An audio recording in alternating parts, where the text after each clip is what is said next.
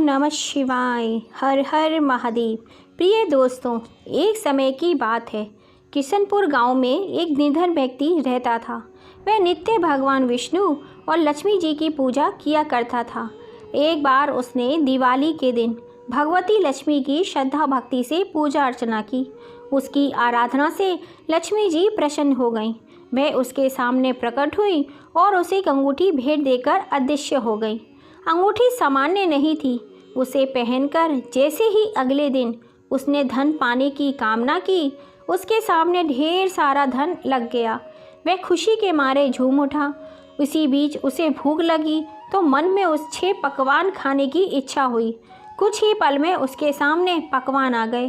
अंगूठी का चमत्कार मालूम पड़ते ही उसने अपने लिए आलीशान बंगला, नौकर, चाकर आदि तमाम सुविधाएं प्राप्त कर ली।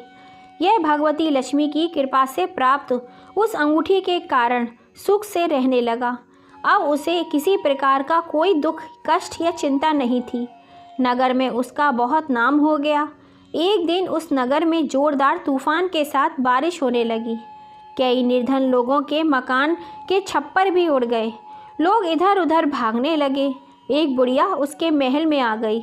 उसे देख वह व्यक्ति गरज कर बोला, ए बुढ़िया, कहाँ चली जा रही है बिना पूछे?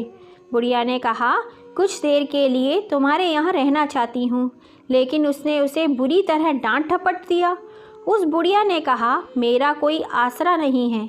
इतनी तेज बारिश में कहाँ जाऊँगी? थोड़ी देर की तो बात है। लेकिन उसकी बात का असर उस व्यक्ति पर नहीं पड़ा। जैसे ही सेवकों ने उसे द्वार से बाहर कर दिया, वैसे ही जोरदार बादल गरजा, बिजली कड़की। देखते ही देखते उस व्यक्ति का मकान जलकर खाक हो गया। उसके हाथों की अंगूठी गायब हो गई। सारा वैभव पल भर में राख होकर ढेर में बदल गया। उसने आंख खोलकर जब देखा तो सामने लक्ष्मी जी थी।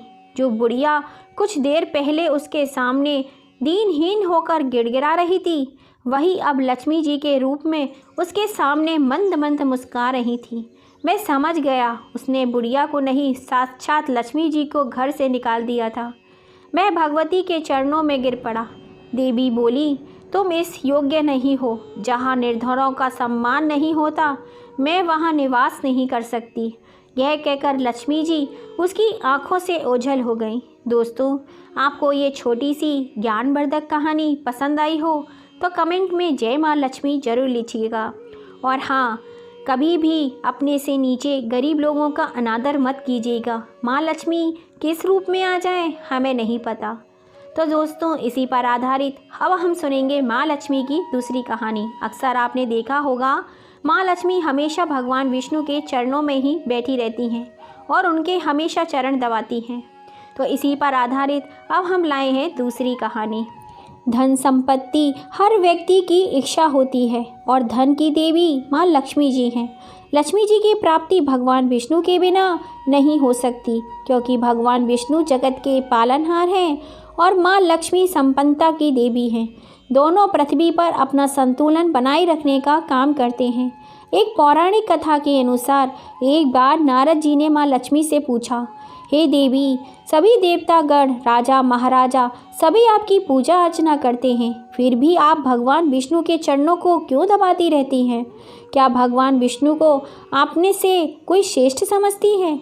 मैं जानना चाहता हूँ कि आपके भगवान विष्णु के चरण दबाने के पीछे कौन सा राज छुपा हुआ है। माँ लक्ष्मी ने बताया, यह सारी सृष्टि ग्रहों से संचालित है। हम देवी देवता भी इन ग्रहों के प्रभाव से मुक्त नहीं हो सकते।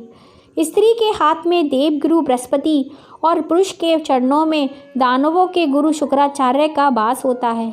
गुरु और शुक्र के मिलन से धन का योग बनता है। इसलिए जब भी स्त्री पुरुष के चरण दबाती है, धन योग बनता है। एक पौराणिक कथा के अनुसार माँ लक्ष्मी जब भी भगवान विष्णु के साथ होती हैं तो उनकी बहन अलक्ष्मी वहाँ पहुँच जाती हैं। माँ लक्ष्मी को एक दिन बहुत गुस्सा आया।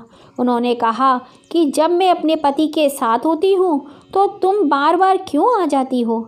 अलक्ष्मी ने कहा, मेरा कोई पति नहीं है, कोई मेरी पूजा नहीं करता, इसलिए जहाँ तुम रहोगी वहीं मैं रहूँगी। यह बात सुनकर माँ लक्ष्मी को बहुत क्रोध आया और उन्होंने अलक्ष्मी को श्राप दिया।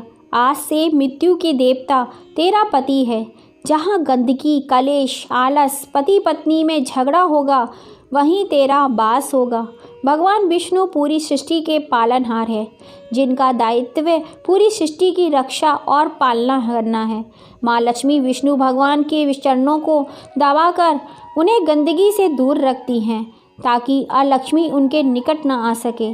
हिंदू धर्म में अलक्ष्मी को दूर रखने के लिए और माँ लक्ष्मी को प्रसन्न करने के लिए घर में पूजा अर्चना, साफ सफाई आदि की जाती है।